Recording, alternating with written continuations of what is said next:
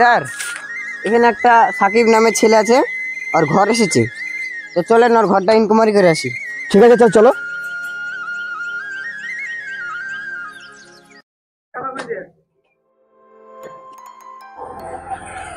ভাই সাকিব নামে কি আছে? হ্যাঁ আমার নাম সাকিব, কেন কি হলো? এলেন স্যার।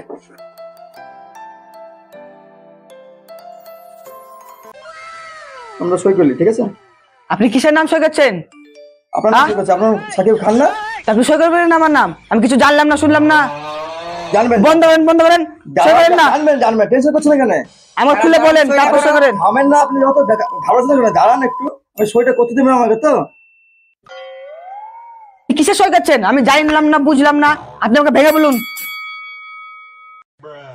আপনি মেজারটা একটু কম দেখান, আমরা ভিডিও অফিস থেকে এসেছি, আপনার নাম খাতা এসেছে।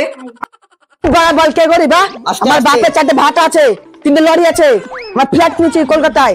কিসের গরিব আপনি কি বলছেন? না আমি গরিব? ঠিক আছে, ঠিক আছে, বসো বসো। আমার বাল কুত থেকে এসেছে, নাকামো করছে, আমি গরিব? মাথাটা সব মাথা গরম করো, বসো তুমি, তোমার বোঝাচ্ছি, বসো। স্যার ওর কথাবার্তা দেখে তো মনে হচ্ছে ও গরিব না, বড় লোক। তাই তো মনে হচ্ছে, ওর হাল চাল দিকে মনে হচ্ছে ও বিশাল মানে জমিদার ছিল তো। হ্যাঁ হ্যাঁ, ঠিক আছে, আমি তাহলে ওর নামটাকে ডিসমিস করে দিই। হ্যাঁ কেটে দিন স্যার, নামটা কেটে দিন। করে দিই? হ্যাঁ কেটে দিন স্যার। স্যার কিসের নাম করছেন? নাম কাটছি, আপনার নামে ঘর এসেছিল, তাহলে আপনি তো হট বেজে দেখেন আমাকে। আপনি তো বড় লোক মানুষ, আপনি জমিদার মানুষ, আপনার ভাটা আছে, তাহলে আপনি গরিব মানুষ না, আপনি কোটিপতি মানুষ, তাহলে আপনি থাকেন। নামটা কেটে দিয়েছি আপনার। স্যার থামেন, থামেন, আমি সব মিথ্যা কথা বলছি, দেখতেছেন আমার ঘরটা, আমার কিছু নাই স্যার, থামেন, আমার ঘরটা ব্যবস্থা করে দেন। না, আমি দেখতেছেন ঘরের কি অবস্থা আছে, স্যার আপনি আমার ঘরটা দেখেন, স্যার একবার উঠুন, একবার ঘরটা দেখেন, এই দেখেন ঘরের অবস্থাটা দেখেন। তোমাদের নাম কেটে দিলাম, তুমি তাহলে ভিডিওতে দেখা করবা, ঠিক আছে?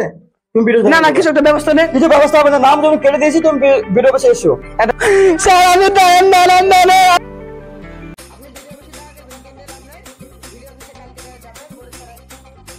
কি ভুল করলাম রে, ঘরটা পেয়েও পেলাম না।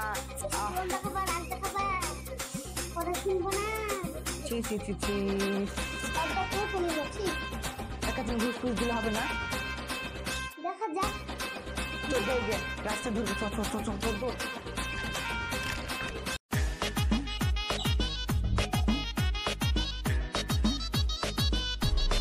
জাকির ভাই শুনো, ভাড়া থেকে আসছো নাকি? হ্যাঁ ভাটা থেকে আসলাম, ভাটা কাজ শেষ হলো, তার বাড়ি যাচ্ছি, খাওয়া দাওয়া করছি। তোমার এখন দিন দাস, আজকে আমার বিশাল বড় সর্বনাশ হয়ে গেল গো।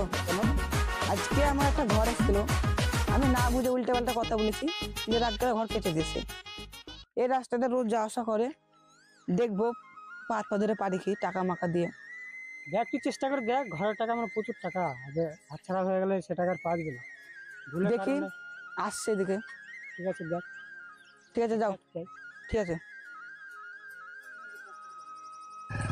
ও স্যার একটু দাঁড়ান একটু, স্যার দাঁড়ান। স্যার আমার একটু কিছু ব্যবস্থাটা করে দেন, সেদিনকে আমি না বুঝে অনেক কথা বলে দিয়েছি, আপনি তো দেখলেন আমার ঘরের অবস্থা।